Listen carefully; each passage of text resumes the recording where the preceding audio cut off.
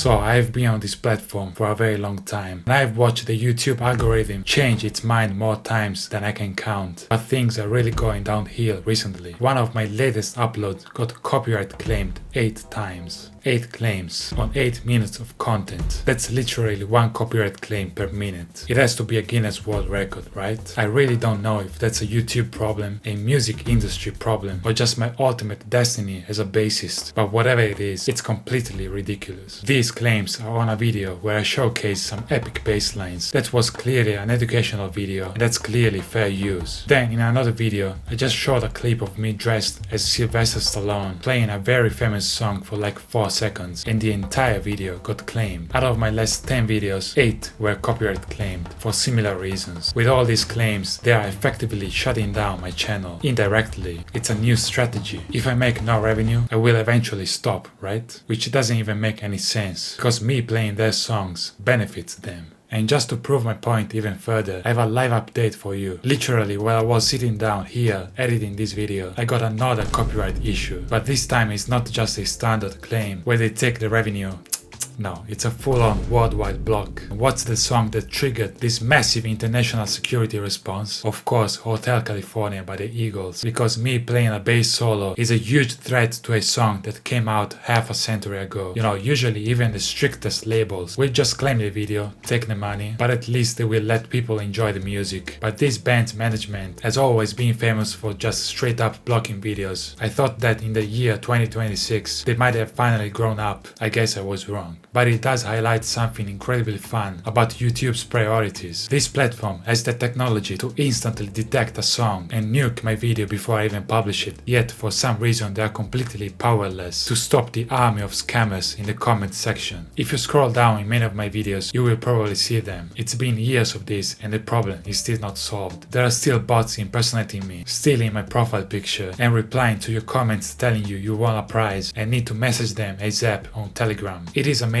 to me that a multi-billion-dollar tech company can build an AI that finds a copyrighted bass frequency in milliseconds, but they can't ban an account named "Text me on Telegram" at official Davey404. It's ridiculous, but in honesty, all we can do now is just laugh. Just stay safe down there, report the bots, and don't give them your money. Please. Now, to be totally fair, the system used to be even worse than it is now. Years ago, if you made a cover of a song, even if you played every single instrument, the rights holder could just take 100% of the revenue, all of it. You could spend days arranging all the parts only for somebody else to get paid for your hard work. Then YouTube finally introduced the concept of revenue sharing. The logic is pretty straightforward. If you perform a composition without using the original sound recording, the revenue gets shared between you and the original creator. On paper that sounds fair, but in reality the word shared is doing a lot of heavy lifting. Let me show you the reality. This video got around 800,000 views. My shared revenue for almost 1 million views, $224. Just for reference, 800,000 views should make around $2,000, and that's a low estimate. This video made about $8 in the first 4 days. My latest one, 300,000 views, $24. Now sometimes where a video goes live, YouTube gives you the option to try and remove those claims by editing the video in post. You can cut a section out or mute part of the audio, and yeah, it actually works. But if I were to go in and fix all these claims by muting and cutting things, I would completely break the core ideas of many videos. Could you imagine if gaming channels had to deal with this kind of stuff too? Imagine if game publishers could just step in and say, "You played our boss music for too long," or "You showed our third level and accidentally said the main villain's name. You're gonna get copyright claim." There would be an absolute revolution on this platform. But because it's music, everyone just kind of accept that this is the normal way things work. That's just the reality. I spent days scripting, recording, only to get a copyright claim in the first 5 minutes. But yeah, this is not just about the money. It's about the fact that claimed videos often just straight up die